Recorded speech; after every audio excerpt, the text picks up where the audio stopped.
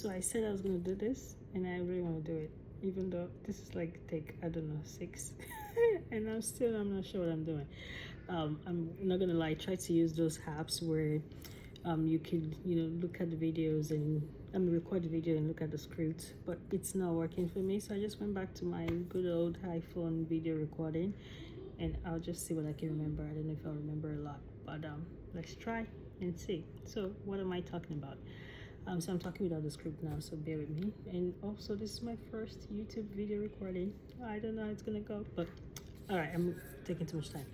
So I wanted to talk to you about how I went from a few hundred views on Thread to currently 4.4, almost 4.5 million views, just by at the duration of the World Cup. And why am I even talking about that? Who cares, right? But I just thought it was such a interesting story because it took me way back to my first memory of the World Cup, which was France 1998.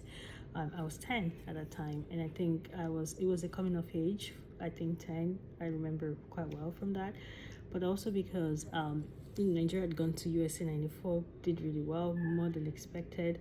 So there was all those bars for France 98. I mean, it was the 4 years later from USA 94. And so the whole Nigeria was excited. So I guess I just was, born into that time. I grew up into that time. And also in a family where we watched a lot of soccer and discussed soccer as well. So France 98 was my first real memory of the World Cup. And I still remember the same song. Oh my gosh, I cannot sing. But I still have the song in my head. If I could sing, I would have sang it. But I would have sounded like a frog if I made an attempt to do that. So I will not. But I remember, France won, the excitement of it. And obviously that carried on, to other things. The national team, the pride of the national team, you start to choose clubs and, alliances, allegiances. Of course, then the next World Cup. So South Korea, Japan. I think that was really when I took a lot of notes. I remember I was so detailed about recording what was happening in South Korea, Japan. I had a whole notebook, and my mom visited me in the US. She actually brought the book for me, and I actually thought, what was I thinking? I was probably 14 then, and I was doing journalistic work for soccer games at the World Cup. I mean, I will find that book if I can, but I don't know. It's been a while. And see if I can include it in the video. Not sure, but anyway. So I was just saying that because I have, been interested in, football, which we call soccer here in the US, and shortly after Korea, I think I moved to the US 3 years after South Korea, Japan, 2002. So, but anyway, so yeah, so I just had been interested in soccer. A friend of mine just reminded me that we would come to our house. My mom would serve chin chin. It's like a snack in West Africa. Watch the football. Our house was one of the many centers people came to and watched, and we would discuss. So I was allowed to discuss, the games, what was happening. So I guess that was where the interest started. And 3 years later, moved to the US, and US is not a soccer country, let's just be frank.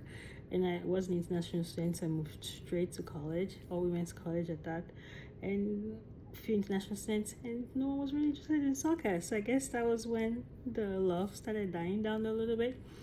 But and then life got busy. I was in college, away from family, trying to survive, and be in school, do well. So that was the list. And then of course you have a Nigerian team that you so love passionately, and they don't behave so well in the sense that they disappoint you so much. And then you have all those clubs that fail to win any trophy. I mean, Arsenal just recently won one in how many years? So I was like, okay, this soccer thing, I can't do without break. So to get out of my way. So I never really, followed up. I went from being so passionate about it, people interested in what I had to say at that little age about soccer, and just not care at all. Anyway, so World Cup started. Why am I interested in this? Why was I interested in this World Cup specifically? Of course, now I'm a mom, 2 kids. My daughter is 8, closer to the age I was in France 98, and she was so excited about this whole tournament. I thought, you know what, I'll get back into it for her. The last one, she was 4, so there was not a way for us to really engage as much. I'm not gonna lie to you, I don't remember Qatar 2020 that much. I don't know why. I had 2022, sorry. I had a toddler, and I had a newborn. So soccer was the list on my mind, to be honest. But anyway, this started maybe because the USA was hosting alongside Canada and Mexico. Maybe that was why I was interested again. Or I'm just in a better place in life, I don't know. But so I said I would watch as many matches I can. Of course, this is the first one where there are more teams, there are more matches. I have a full-time job. I'm not able to watch all of those, but I watch replays. I watch when I am able to, when I have time off or on a break. So I've been following this a lot more. And I realized that, I just said Threads is actually one of the platforms I don't use much of. I have the least number of followers there, maybe 100 plus when I started, which is still under 200 by the way. So doesn't make sense that I have that many views, right? So I remember when I started posting, Threads sent a message. Well, you get that a lot, that, oh, we will let you know when you get over 100 views. And in my mind, I was like, why the 100 people that are gonna look at this? I don't even think half of the people that follow me are active on Threads. Why would anyone watch it? So I had no expectations around that. But I said, you know what, I just post on Threads. Who cares? It's the easiest to post, I felt.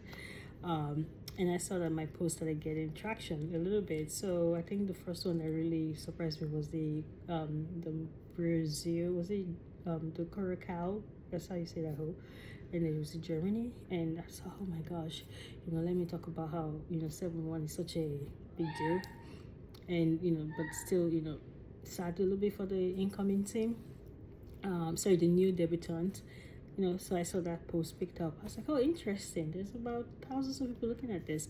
So I did said, what is it? I said to Target, I said, I'm gonna do roughly at most 100,000 views by the end of the World Cup. Because again, I'm coming from someone who's had very limited number of views, right? So even then, when I was setting that goal, I thought, I could do it by the end of June. But I thought, no, that's too much. That's too much of a target to catch up with. But Threads is Threads. No one told me that Threads can be threading and you just never know where it would go. By the end of the month, I think I already doubled that milestone. Like by maybe I'll put some slides here to get the exact timeline. But anyway, before July even started, I think I already had maybe 200,000 views. I thought, my God, what are people looking at this?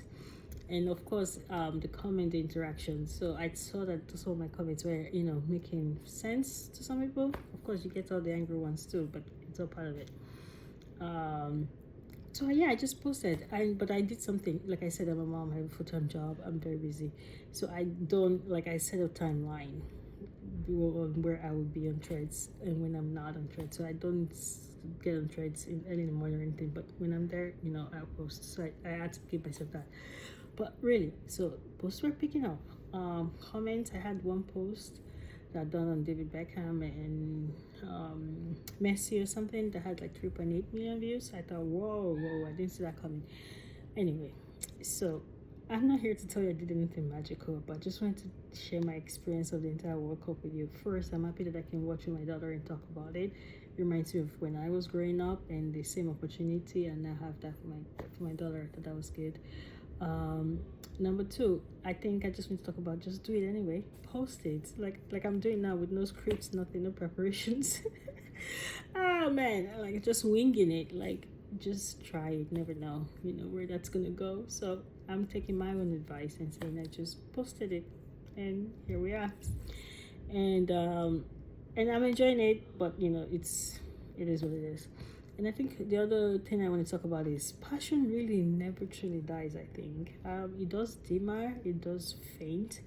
But I think whatever you're passionate about, it may not even be soccer for you, maybe something entirely different. But I'm saying this to you, that, you just need the right environment, the right opportunity to sort of turn that ignite. That's what I'm looking for, that passion. So if you had been passionate about something growing up, it's something you talked about, something you put effort into, but then all of a sudden it's no longer part of your life, but deep down within you, you're like, oh, I actually quite enjoyed doing this. I think you can try again. Like, I started with writing mine in a notebook, and I'm on Threads putting thoughts out there, and some people are paying attention to it. Now, what am I going to do with this going forward? I don't know, but I just thought, what, just talk about it. You've done something quite out of the ordinary for you, and why don't you take it a step further, which is why I'm doing this YouTube video. I'm like, I've never done this. This is my first YouTube video, and I've been on YouTube since 2005. But anyway, so 3 lessons. Post it anyway. do it anyway. It doesn't have to be perfect. Two, passion never dies. I don't think it does. It can lay dormant. Like I said, for many years I wasn't really even talking about this, but just took the right motivation, the right environment to set it up back again. And enjoy the process. Enjoy the process. Go at your pace. Go at your convenience. Like I said, I do realize that when this comments start coming, I cannot respond to all of that, and that's okay. I actually do turn off notifications at certain times, and I don't want to be all consuming about this whole new process, because then it becomes, why am I even doing this? But I'm not doing it for anything else except the fact that I actually reignited something that I was passionate about as a child, and I want it to stay that way. Now, where would this go? Would I ever make another YouTube video? Maybe, I don't know, we'll find out. But it's July 19, 2006. It's the last day of the World Cup, the soccer match. Argentina, Spain is going to start shortly, and I want to go and watch that so I can write more stuff. What happens after that? The rest is on written. If this resonates with you, maybe you can subscribe to this channel, or you can comment, or you can like, or you can share. So thank you for watching. Oh yeah, I should say Mo's Musings is my name on Thread, and I can put my link to my handle on this as well. I'll try to put some pictures of when the statistics were going up with my Thread views as well. If I can link that up, I hope I can do it. I don't know, we'll see. Thank you, bye bye.